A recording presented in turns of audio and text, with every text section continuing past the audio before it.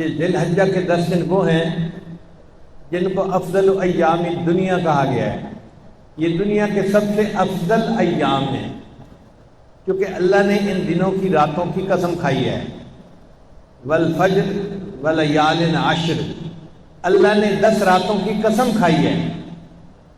اب جن 10 راتوں کی اللہ قسم کھا رہا ہے، آپ سوچئے وہ کتنی برکت والی راتیں ہوں گی.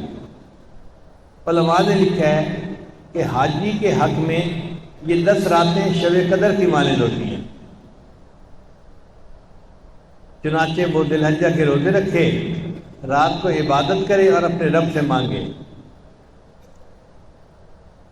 یہ اللہ تعالیٰ کی فیاضی ہے کہ آنے والوں کو محروم نہیں رکھا. میرے بندے تم آئے ہو نا، اور شہنشاہ حقیقی کے دروازے پر آئے ہو. اب یہاں پر لوٹ لو جو لوٹ سکتے ہو. دروازے کھلے ہیں اور خزانوں کا مالک تمہیں اس کی اجازت دیتا ہے کہ چوریاں بھر لو جو بھر سکتے ہو. چنانچہ ان 10 دنوں میں حاجی لوگ حرم میں قیام کرتے ہیں، طواف کرتے ہیں، عبادت کرتے ہیں، اور اللہ سے وہ پاتے ہیں جو وہ اللہ سے مانگتے ہیں. 5 وقت ایک مرد اپنے گھر سے نکل کے مسجد میں آئے اور جماعت کے ساتھ نماز پڑھے. پھر 1 ہفتے کے بعد مسجد نہیں، محلے کے لوگ ایک جامع مسجد کے اندر آ کر نماز پڑھیں تو بڑا مجمع کر دیا گیا. پھر سال میں 2 مرتبہ شہر کے لوگ شہری سطح کے اوپر عید کی نماز کے لیے اکٹھے ہوں. تو دیکھو اجتماع بڑھاتے گئے. تو نماز کا مقصد بھی اجتماعیت سکھانا تھا، اور حج کا مقصد بھی اجتماعیت سکھانا ہے. حج میں بھی اسی طرح ہوتا ہے. ساری دنیا سے اللہ کے چاہنے والے بندے اپنے گھروں کو چھوڑ کر، کاروبار کو چھوڑ کر، احرام باندھ کر نکل پڑتے ہیں اور اللہ کے گھر کی طرف چل پڑتے ہیں. وہاں حرم میں کسی ایک ملک کے بندے نہیں آتے، اسلام تقوی، کسی ایک قوم اور قبیلے کے بندے نہیں آتے. پوری دنیا سے ایمان والے سمٹ سمٹ کے یہاں آتے ہیں. لاکھوں کا مجمع ہوتا ہے وہاں پہ. تو اجتماعیت نماز میں بھی تھی اور اجتماعیت حج نے بھی سکھائی. مگر اس میں ایک مزے کی بات ہے کہ ایک ایسا وقت آیا کہ جہاں حج کے موقع پر حج کا اجتماع اور نماز کا اجتماع اکٹھا ہو گیا. عرفات کا میدان ہے، سب لوگ احرام باندھ کے جمع ہیں. اب وقوف عرفات کرنا ہے تو شریعت نے کہا کہ دیکھو ہم نماز کے ٹائم کو آگے پیچھے کر دیتے ہیں، تم وقوف کو آگے پیچھے نہیں کر سکتے. لہذا ظہر اور عصر ملا کے پڑھ لی، اور جو مغرب کی نماز تھی اس کو عشاء کے ساتھ پڑھنے کا حکم دیا. ایک نماز کو وقت سے پہلے پڑھنے کا حکم دے دیا اور دوسری نماز کو وقت گزرنے کے بعد پڑھنے کا حکم دے دیا. اللہ کی شان ہے، جیسا حکم دے ہم بندے ہیں، اس پر عمل کرنا ہے. مگر اللہ نے یہ دکھا دیا کہ دیکھو یہ دونوں عمل آپس میں اگر تقابل کرو گے تو نماز کی اجتماعیت بڑی عبادت ہے. ہم نے حج کی عبادت کو اپنی جگہ رکھا اور نماز کو آگے پیچھے کروا دیا. اور اصل دین اسلام کا جو پیغام ہے وہ بھی اجتماعیت ہے. وَاعْتَصِمُوا بِحَبْلِ اللَّهِ جَمِيعًا وَلَا تَفَرَّقُوا. اللہ کی رسی کو مضبوطی سے پکڑ لو اور الگ الگ نہ ہو جاؤ. جہاں انسان الگ الگ ہوتا ہے فَتَفْشَلُوا وَتَذْهَبَ رِيحُكُمْ، تم الگ الگ ہو جاؤ گے تو تمہاری ہوا اکھڑ جائے گی، کمزور ہو جاؤ گے. تو ہمیں چاہیے کہ بحیثیت ایک امت کے ہم ایک بن کر زندگی گزاریں. یہ جو بڑوں نے کہا ہے نا، ایک بن کر زندگی گزارنا اور نیک بن کر زندگی گزارنا، یہ بڑی گہری بات کی گئی ہے. تو اب عبادات 4 تھیں جن میں ایک اعلیٰ عبادت نماز نکلی اور زکوٰۃ اس کے لیے معاون نکلی. دوسری اعلیٰ عبادت حج نکلی اور روزہ اس کے لیے معاون نکلا. اب یہ 2 عبادات اصل عبادات ہیں. ایک اور نقطہ بھی سمجھنے والا ہے کہ نماز کے اندر اللہ کی شان کبریائی کا اظہار ہے. اللہ تعالیٰ بڑے ہیں، اس لیے نماز میں اللہ اکبر اللہ اکبر اللہ اکبر اللہ اکبر. حدیث مبارکہ میں آتا ہے کہ مومن جب مسجد میں داخل ہو تو اس کے دل کے اوپر اللہ تعالیٰ کی جلالت شان کا اثر ہونا چاہیے. حضرت علی عنہ مسجد میں داخل ہوتے تھے، رنگ پیلا ہو جاتا تھا. کسی نے کہا حضرت بڑی بڑی جنگوں کے موقع پہ آپ نہیں گھبراتے اور مسجد میں جاتے ہوئے آپ پہ گھبراہٹ ہوتی ہے. وہ فرمانے لگے تجھے پتہ ہے میں کس شہنشاہ کے دربار میں داخل ہو رہا ہوتا ہوں. تو مومن یہ سمجھے کہ میں اس شہنشاہ حقیقی کے دربار میں داخل ہو رہا ہوں، لہذا مسجد میں داخل ہوتے ہوئے اس کے اندر عاجزی ہو اور اللہ تعالیٰ کی کبریائی کا اس کے اوپر ایک غلبہ ہونا چاہیے. اسلام تقوی. اس لیے نماز کو خشوع خضوع سے پڑھنا، اس کے ارکان کو تعدیل کے ساتھ ادا کرنا یہ ضروری ہے.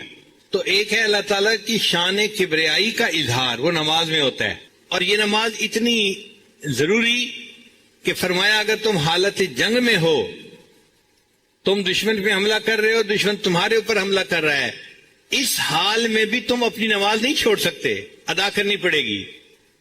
شریعت نے طریقہ بتایا، کچھ لوگ نماز ادا کریں، کچھ لوگ دفاع کریں، پھر دفاع والے نماز ادا کریں اور باقی لوگ نماز ادا کر لیں. تو آپ دیکھو کہ جب کفر کے ساتھ قتال ہو رہا ہے اس وقت بھی اگر نماز کو چھوڑنے کی اجازت نہیں تو پھر اس سے زیادہ اہمیت اور کیا بتائی جا سکتی ہے. اسی طرح حج اللہ تعالیٰ نے فرض فرمائی، جو صاحب نصاب بندہ ہو زندگی میں ایک مرتبہ اس کے اوپر حج کرنا فرض ہے. حج میں اللہ تعالیٰ کی شان دل ربائی کا اظہار ہے. اللہ تعالیٰ کی جو صفات ہیں نا وہ دو طرح کی ہیں، ایک اللہ تعالیٰ کی جلال کی صفات ہیں اور ایک اللہ تعالیٰ کی جمال کی صفات ہیں. وہ بڑا بھی ہے اور بہت پیارا بھی ہے. تو بڑے ہونے کی وجہ سے اس کے جلال کا ایک انداز ہے اور پیارا ہونے کی وجہ سے اس کے اندر محبوبیت کا بھی اثر ہے. تو اللہ تعالیٰ نے نماز کو اپنے جلال کے اظہار کے لیے بنایا اور اللہ نے حج کو اپنے جمال کے اظہار کے لیے بنایا. حج میں کیا ہوتا ہے، ایک محب اپنے محبوب کے گھر کی طرف جا رہا ہوتا ہے، وہ چھوڑ دیتا ہے سب کچھ، چھوڑ دے ساری دنیا کسی کے لیے. حاجی کیا کرتا ہے، ساری دنیا، سب کاروبار، سب میٹنگ، سب کام کاج، فیکٹری بند کر کے چھوڑ کے کسی کے حوالے کر کے گھر سے چل پڑتا ہے. اب جب چلتا ہے تو بھائی کہاں جا رہے ہو؟ جی میں محبوب کو ملنے جا رہا ہوں. تو بھائی محبوب کو ملنے کے لیے زبان سے بھی تو اظہار کرو نا. جی میں کہہ رہا ہوں لبیک اللہم لبیک. لبیک کا کیا معنی؟ اے میرے محبوب میں حاضر، حاضر خدمت، میں آپ کا ہوں. لبیک اللہم لبیک، لبیک لا شریک لک لبیک، ان الحمد والنعمت لک والملک لا شریک لک. اللہ کوئی تیرا شریک نہیں، جیسا محبوب تو ہے ایسا کوئی اور محبوب دنیا میں ہے ہی نہیں، بس میں آپ کے در پہ جھکنے کے لیے اپنے گھر سے چل پڑا ہوں. تو حج میں اللہ تعالیٰ کی شان دل ربائی کا اظہار ہے. اب عموماً دیکھا گیا ہے کہ مہمان بہت سارے آنے ہو نا تو ان کو پہلے کسی ایک جگہ اکٹھا دیا جاتا ہے اور پھر ان کو اصل جگہ پہ لایا جاتا ہے. اللہ تعالیٰ نے بھی ایسے کیا، میرے بندو آ جاؤ اور مینا کے اندر تم اپنا قیام کر لو. اسلام تقوی. جب اکٹھے ہو جاؤ گے تو پھر 8 ذی الحجہ کو 5 نمازیں مینا میں ادا کرنا اور پھر 9 ذی الحجہ کی جو صبح ہوگی اس کو تم مینا سے چل کے عرفات میں اکٹھے آ جانا. اب حاجی لوگ پہلے مینا میں اکٹھے ہوتے ہیں اور پھر وہاں سے چل کے عرفات میں جاتے ہیں. اور عرفات میں اللہ نے جو عبادت حج کی بنائی وہ دعا مانگنا بنائی. اگر اللہ تعالیٰ چاہتے تو 2 رکعت نماز کو حج بنا دیتے، اللہ کے اختیار میں تھا، مگر ہمارے لیے مصیبت ہو جاتی. کچھ لوگ تو نماز ادا کر لیتے اور کچھ میرے جیسے ہوتے جو ابھی وضو ہی کرتے پھر رہے ہوتے. بڑھاپا ہے اور وقت لگتا ہے زیادہ واش روم میں تو ان کا وضو ہی نہ ہوتا اور ان کی جماعت ہی رہ جاتی. تو اتنا سفر کر کے جاتے اور وہاں جا کے نماز پڑھ نہ سکتے، ان کی تو حج چلی جاتی. پھر لاکھوں عورتیں ہوتی جو اپنے گھروں سے اتنا خرچہ کر کے وہاں جاتی اور ان دنوں میں انہوں نے نماز پڑھنی نہ ہوتی، ان کی بھی نماز رہ جاتی، تو حج تو رہ جاتا. اللہ نے فرمایا نہیں کوئی 2 رکعت نہیں پڑھنے، بس تم نے ظہر سے لے کے مغرب تک کا جو درمیان کا وقت ہے نا اس میں مجھ سے دعا مانگنی ہے. اور یہی جو وقوف عرفہ ہے یہ حج کا سب سے بڑا رکن اعظم ہے. جس نے اس کو ادا کر لیا الحج العرفہ، اس نے گویا حج کو ادا کر لیا. تو وقوف عرفہ میں کیا کرتے ہیں؟ دعا مانگتے ہیں. لاکھوں بندے، مختلف قبیلے ہیں، مختلف رنگ ہیں، مختلف زبانیں ہیں، سب ایک جگہ پر اکٹھے ہیں اور اللہ کے سامنے اپنی فریادیں پیش کر رہے ہیں. اللہ سے دعائیں مانگ رہے ہیں، اللہ سے اپنی محبت کا اظہار کر رہے ہیں. اور جیسے محبوب کو اچھا لگتا ہے نا کہ میرا عاشق میرے ساتھ محبت کا اظہار کرے، اللہ کو بھی یہ بات اچھی لگتی ہے. چنانچہ یہ جو ذی الحجہ کے 10 راتیں تھیں، ان کو حدیث پاک میں افضل ایام الدنیا، یہ دنیا میں جتنے ایام ہیں ان میں سب سے زیادہ افضل یہ 10 راتیں ہوتی ہیں. اللہ نے ان 10 راتوں کی قرآن مجید میں قسم کھائی ہے، والفجر ولیال عشر، 10 راتوں کی قسم کھائی. اسلام، تقوی، توحید. یہی 10 راتیں تھیں جس میں اللہ کے عشاق ایک جگہ کے اوپر جمع ہو کر اللہ کے سامنے اپنی فریادیں پیش کرتے ہیں.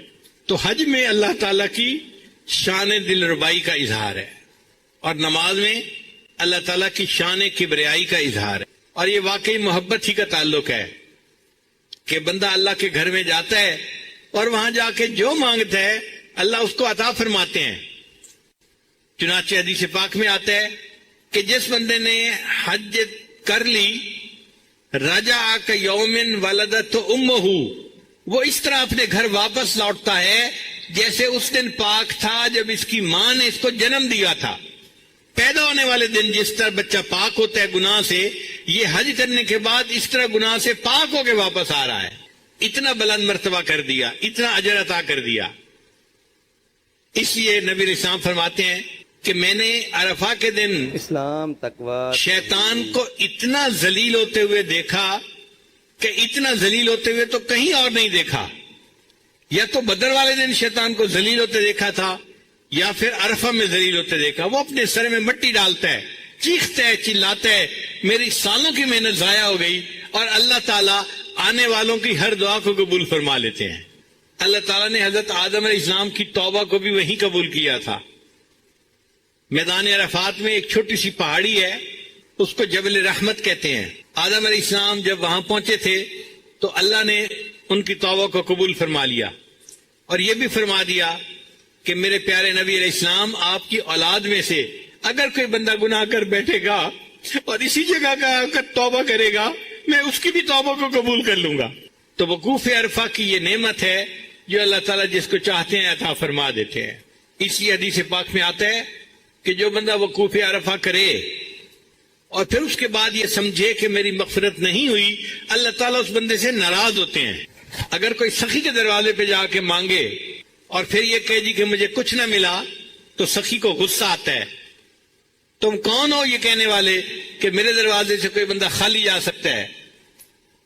اگر دنیا کا سخی اپنے دروازے سے کسی کو خالی نہیں جانے دیتا، اللہ تعالیٰ تو احکم الحاکمین ہے، وہ تو بادشاہوں کے بھی شہنشاہ ہیں، وہ بھی اپنے دربار میں سے کسی کو خالی نہیں جانے دیتے. بندہ دعائیں مانگتے ہیں، اللہ قبول فرما لیتے ہیں. اچھا، اتنا کافی تھا کہ گئے اور وہاں پہ دعا مانگ لی، وقوف عرفہ ہو گیا؟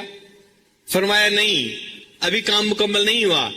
ابھی تو تم نے صرف میرے ساتھ محبت کا اظہار کیا ہے. ایک میرا دشمن بھی ہے، اب اس دشمن کے ساتھ تم بیزاری کا اظہار بھی کرتے جاؤ. یا اللہ کیسے کرے؟ عرفات سے واپس مینا میں آؤ، اب 3 دن مینا میں رہو، اور 3 جگہ پر شیطان کے پلر بنے ہوئے ہیں، جاؤ اور ان کو کنکریاں مارو. یہ جو کنکریاں مارنا ہے یہ شیطان سے بیزاری کا اظہار ہے، برات ہے. اے اللہ، ہم اس مردود دشمن کو کنکریاں مار رہے ہیں اور ہم آپ کے ساتھ محبت کا اعلان کر رہے ہیں. اسلام، تقوی، توحید. حدیث مبارکہ میں ہے کہ شیطان کو ہر کنکری مارنے پر اتنا بڑا گناہ اللہ معاف کر دیتے ہیں، اگر وہ معاف نہ ہوتا اس بندے کے لیے یقیناً جہنم میں جانے کا سبب بن جاتا. اتنا بڑا گناہ ایک کنکری مارنے پہ معاف ہوتا ہے. اب 3 دن میں اوپر نیچے تقریباً 70 کنکریاں مارنی ہوتی ہیں. اس کا مطلب یہ ہے کہ 70 بڑے بڑے گناہ کنکریوں کے مارنے سے معاف ہو جاتے ہیں. اللہ ہم نے شیطان کو کنکریاں مار کے اظہار کر دیا کہ آپ سے ہم محبت کرتے ہیں. ہم نے میدان عرفات میں دامن پھیلا کے دعائیں مانگ کے یہ بات پوری کر دی تھی، اور اب آ کے ہم نے آپ کے دشمن سے اپنی بیزاری اور دشمنی کا اظہار کر دیا. اللہ یہ آپ کا بھی دشمن ہے، ہمارا بھی دشمن ہے. اے اللہ اور کیا کرے؟ فرمایا دیکھو ایک اور بھی دشمن ہے، وہ ہے تمہارا نفس. اب اس نفس کی خواہشات پہ بھی چھری پھیرو. یا اللہ اس کا طریقہ کیا ہے؟ میرے بندو ایک جانور قربان کرو، تم ظاہر میں جانور کے گلے پہ چھری پھیر رہے ہوگے، مگر دل میں یہ نیت کرنا کہ ہم اپنے نفس پر چھری پھیر رہے ہیں اور نفس کی تمام خواہشات کو اللہ کے لیے چھوڑ رہے ہیں۔ اب جب قربانی بھی کر لی، اللہ فرماتے ہیں اب تم نے محبت کا کامل اظہار کر دیا، اب آؤ میرے دیدار کے لیے، کیونکہ میں تمہارا دل ربا ہوں نا، میرے اندر شان دل ربائی ہے، محبوبیت ہے۔ اب آؤ اور کیا کرو؟ طواف زیارت کرو۔ طواف زیارت کا مطلب ایسا طواف جس میں بندے کو اللہ تعالیٰ کی تجلیات کی زیارت نصیب ہوتی ہے۔ آنکھ والا تیرے جوبن کا تماشا دیکھے، دیدہ کور کو کیا آئے نظر کیا دیکھے۔ ہم اندھے لوگ ہیں، باطنی طور پہ ہم کیا دیکھیں گے تجلیات کو، لیکن جو اہل دل ہوتے ہیں اللہ ان کو اس موقع پہ اپنی تجلیات دکھا دیتے ہیں۔ تو یہ گویا حج جو تھا یہ اصل میں اللہ کا دیدار کرنا تھا دنیا میں، اللہ کے چہرے کا دیدار نہیں، اللہ کی تجلیات کا دیدار کرنا تھا۔ چنانچہ حج کے دو بڑے رکن ہیں، ایک وقوف عرفہ اور دوسرا طواف زیارت۔ جس بندے نے یہ دو ادا کر لیے اس نے گویا حج ادا کر لیا۔ اب یہ واپس آئے اپنے ملک کی طرف، اپنے گھر کی طرف، تو بخشا بخشایا واپس لوٹ آئے گا۔ تو دین اسلام کے 5 پلر ہیں۔ کلمہ کا تعلق انسان کے دل و دماغ سے ہے، اللہ کی توحید، نبی اسلام کی رسالت اور شریعت کی حقانیت کی تصدیق۔ ہر میں سے اصل عبادات 2 ہیں، ایک عبادت ہے نماز، اور زکوٰۃ جو ہے وہ اس کے لیے معاون عبادت ہے، کیونکہ زکوٰۃ کا اصل مقصد ہے دل سے مال کی محبت کو کم کرنا، دنیا کی محبت کو کم کرنا، اور دنیا کی محبت کم ہونے سے پھر نماز کے اندر خیالات کم ہو جاتے ہیں۔ اس لیے زکوٰۃ معاون بنتی ہے نماز کی۔ اور دوسری بڑی عبادت حج تھی، اور حج کے لیے معاون عبادت بنی روزہ۔ روزے میں بھی ہم خواہشات چھوڑ دیتے ہیں، کھانا چھوڑو، پینا چھوڑو، بیوی سے ملنا جلنا چھوڑو، روزہ اس کو کہتے ہیں۔ اور حج میں بھی اللہ نے چھڑوایا، گھر چھوڑو، لباس چھوڑو، بچے چھوڑو، وطن چھوڑو، کام چھوڑو، سب چھوڑ دو، آؤ میرے گھر کی طرف۔ چنانچہ سب چل پڑتی ہیں۔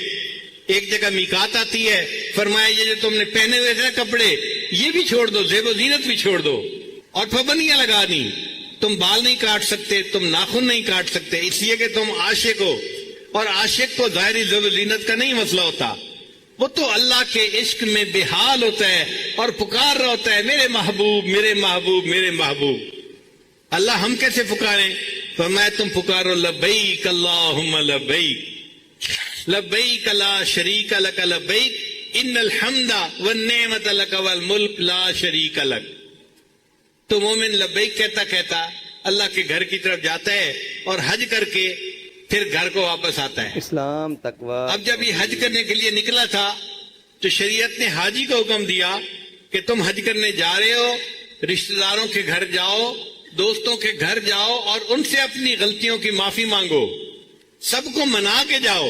جب حج کر کے واپس آ رہا ہے تو اللہ تعالیٰ نے رشتہ داروں کو کہا دیکھو بھائی یہ حج کر کے آ رہا ہے، اب اس کا درجہ اتنا بڑھ گیا کہ تم اپنے گھر سے نکل کے راستے میں استقبال کرو حاجی کا۔ تو لوگوں کو حاجی کا استقبال کرنے کا حکم ہے۔ ایک حدیث پاک میں ہے جو بندہ حج کرتا ہے اگر وہ کبیرہ گناہ کا ارتکاب نہ کرے تو حج کے 4 مہینے بعد تک اللہ اس کی ہر دعا کو قبول فرماتے ہیں۔ کیا تو کیا سوغات لے کے یہ واپس آیا؟